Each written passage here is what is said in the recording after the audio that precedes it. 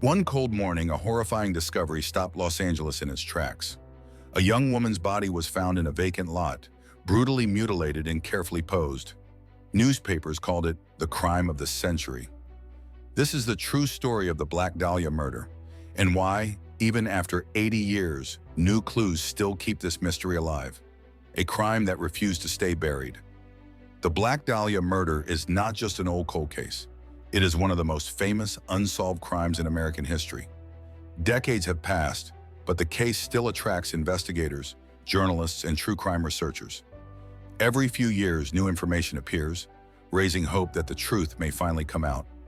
At the center of this mystery is a young woman whose life ended in shocking violence, and whose killer was never caught. Elizabeth Short, before the headlines. Elizabeth Short was born in 1924 in Massachusetts. Her early life was not easy. During the Great Depression, her family struggled financially. When Elizabeth was young, her father disappeared after abandoning his car near a bridge, leading the family to believe he had died. Years later, it was discovered he had started a new life elsewhere. Elizabeth dreamed of escape. She wanted excitement, beauty, and success. Hollywood seemed like the answer. She moved to California hoping to become an actress, but reality was harsh. She had no steady job and often stayed with friends or acquaintances. Despite later media portrayals, people who knew her described Elizabeth as kind, polite, and quiet.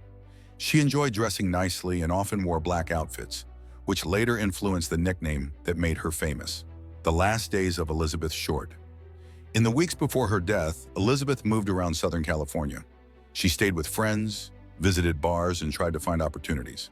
She had no permanent address, which later made tracking her movements difficult for police. On January 9, 1947, she was last seen alive at the Biltmore Hotel in downtown Los Angeles. Witnesses saw her using a public phone. After that moment, her trail vanished. 6 days later, she was found dead. The discovery that shocked the city.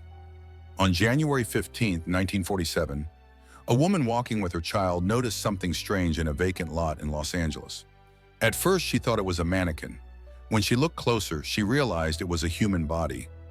Elizabeth Short's body had been cut completely in half at the waist. It was drained of blood and carefully cleaned. Her face had been slashed from ear to ear, creating a horrifying smile. Her body was posed deliberately, as if displayed. Police quickly identified the victim. Los Angeles was stunned. Why the murder was so disturbing. The brutality of the crime shocked even experienced detectives. The killer showed medical-level precision when cutting the body, leading some to believe he had surgical knowledge. There were no defensive wounds, suggesting Elizabeth may have been restrained or unconscious. Even more disturbing, there was no blood at the crime scene. This meant the murder happened somewhere else, and the body was transported and placed carefully in the lot. The killer had time, control, and confidence. The birth of the Black Dahlia. The media quickly gave Elizabeth Short the nickname the Black Dahlia, inspired by a popular noir film and her dark clothing. Newspapers turned the case into a sensation. Graphic details were printed daily. Rumors replaced facts. Some reporters crossed ethical lines. One newspaper contacted Elizabeth's mother and falsely told her that her daughter had won a beauty contest, then revealed the truth in the same phone call. The media frenzy made the investigation harder, not easier. A killer who wanted attention. Soon after the murder, newspapers began receiving strange letters. The sender claimed responsibility for the killing and included Elizabeth's personal belongings, such as her birth certificate and address book. The letters were cut-and-paste notes made from magazine words, similar to ransom letters. The sender taunted police and signed messages in a mocking tone. Despite this bold behavior, investigators could not trace the sender. The killer seemed to enjoy the attention and the fear. Police investigated more than 150 suspects. Some confessed falsely, others were cleared due to lack of evidence. Doctors, artists, writers, criminals, and Hollywood figures were all examined.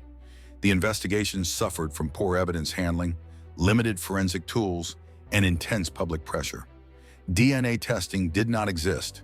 Crime scene procedures were basic by today's standards. As years passed, witnesses died and evidence disappeared. The doctor who wouldn't go away. One suspect continues to dominate discussions: Dr. George Hodel, a wealthy Los Angeles physician. In the early 1950s, LAPD detectives secretly surveilled him because they suspected him in Elizabeth Short's murder. During surveillance, police recorded conversations in Hodel's home.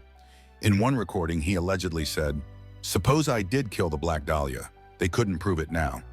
At the time, police lacked enough evidence to arrest him. A son accuses his own father. Decades later, the case took a dramatic turn. Steve Hodel, a former LAPD homicide detective, and George Hodel's son, accused his own father of being the killer. Steve uncovered disturbing information, including allegations of abuse, violent behavior, and possible connections to Elizabeth Short. He argued that his father had the medical skills, opportunity, and personality to commit the crime. His claims reignited public interest, but they remained controversial. New clues in modern times? Advances in forensic science have reopened hope. Some original evidence, including letters and envelopes, may still exist in storage. If usable DNA can be extracted, modern testing could potentially identify the killer or confirm a suspect. Independent researchers continue to push for testing, but challenges remain. Many items were contaminated, lost, or destroyed decades ago. Still, recent cold cases have been solved using far less evidence. In recent years, relatives of another suspect came forward with letters, photographs, and personal items they believe connect their family member to the crime. These materials are being reviewed by independent investigators.